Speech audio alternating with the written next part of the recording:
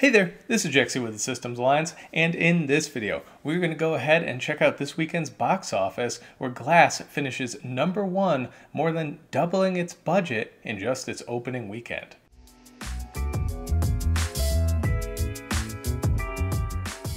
So with over $40.5 million this weekend domestic, finishing #1 is M. Night Shyamalan's Glass. Now this is huge because overseas it also brought in $48.5 million. So total opening weekend, it's already over $89 million. And why is that huge? Because the movie only cost $20 million to make. So it's already made its budget back and doubled it, so you know that they're making a profit. And then it's definitely surpassed marketing costs too. So this is already a huge hit for M. Night Shyamalan and the studio. So really looking forward to seeing where this one ends up. But the reviews are a little mixed. So maybe it doesn't have the legs of Split or Unbreakable, but still should be a really good film going forward. So while domestically, Glass might be a little bit behind Split, especially once you factor in inflation, it's 13% above Split overseas during the same time period with the same markets. But once again, doesn't necessarily factor in inflation either. So it's almost on pace, but I don't expect it to have the same legs because it's not quite getting the same reviews and audience reaction. So either way, huge success. Coming in second place this weekend with $15.67 million and an estimated $19.5 million for the 4-day weekend is Kevin Hart's The Upside. Now this movie finished #1 last weekend and it only dropped 23% this weekend. And I think the result of that is not only the positive overall feeling that people are getting from this movie, but the fact that Kevin Hart, he simply can't be stopped right now. You know, had the whole Oscars controversy and everything like that,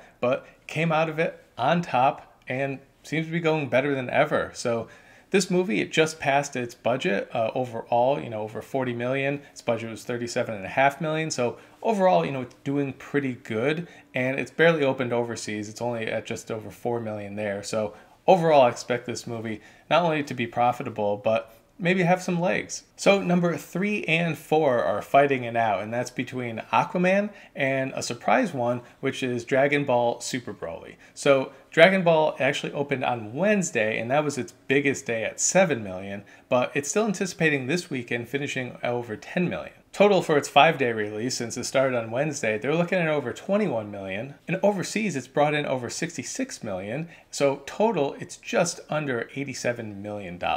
This makes it by far the biggest Dragon Ball movie that's ever been released. And it has a chance, at least for now, of catching the top anime, which includes Pokemon. So doing pretty good. I guess a lot of people didn't expect this to do well, but the audience is there, and people seem to like it enough. Dropping 40% this weekend, landing in 4th place is, as I just mentioned, Aquaman, coming in at an estimated 10.3 million, just below Dragon Ball. So another solid weekend for Aquaman. It actually fell last weekend a little bit more than expected, but I mean, there is a bunch of competition and it's already made a ton of money. So I think for right now, I am putting, because it also fell overseas a little more than expected as well, I am putting Black Panther and 1.3 billion out of the question. I think it's still on track to make somewhere in the $1.2 billion range, but we'll just have to see. As of right now, it still has Japan left. So once it opens in Japan in the beginning of February, I think they'll give us a really good look. Right now in South Korea, it's grossed over 38 million. So obviously China's the big one, coming in at almost 300 million. South Korea, 38 million. Japan, it's going to need a big opening in Japan to get into the mid $1.2 billion range, I think. So we'll just have to see how that does. But right now it's already over $1.06 billion as its domestic gross is now over $304 million. And internationally, it passed $759 million. So massive hit, easily one of the biggest movies, you could say now, of all time, and definitely one of the largest comic book movies ever. So interesting to see where this one goes. Japan will really tell us exactly if it's gonna be really deep into that 1.2 billion range, or maybe it'll just squeak into the 1.2 billion. Next weekend, I'm expecting it to come very, very close to 1.1 billion, but we'll just have to keep our eye on that one. Coming in with 7.5 million, dropping just under 20%, is Spider-Man Into the Spider-Verse. So that's your 5th place movie right there. And this is a great number for Spider-Man. I mean, talk about legs. This thing is really holding on strong. And I think now especially, people go in, they're like, okay, this one has the best reviews out of any movie in the release right now, at least as far as Rotten Tomatoes goes. So let's go ahead and check it out. And I think that's really bolstering it. Plus, it got some animated awards recently. So I really think that this movie is going to end up having the legs that makes it the money that people thought it was originally going to, then thought there's no way it's going to, but then it's having these small drops, and that's how you really make a lot of money. So looking at this one, overall, it's over 158 million domestic and over 164 million worldwide. So just under 323 million with a $90 million budget.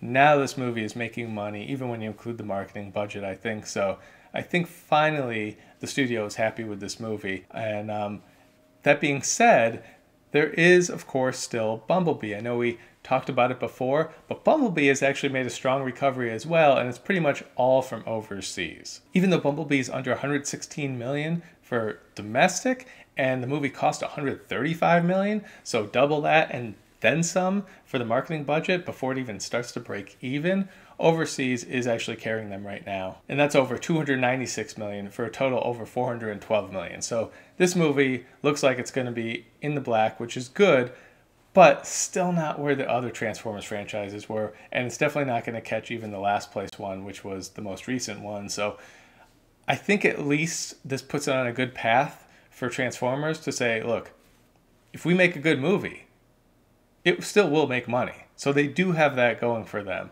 But do they hire Michael Bay back or go back that route and just get the big explosions with the bad story because they made more money?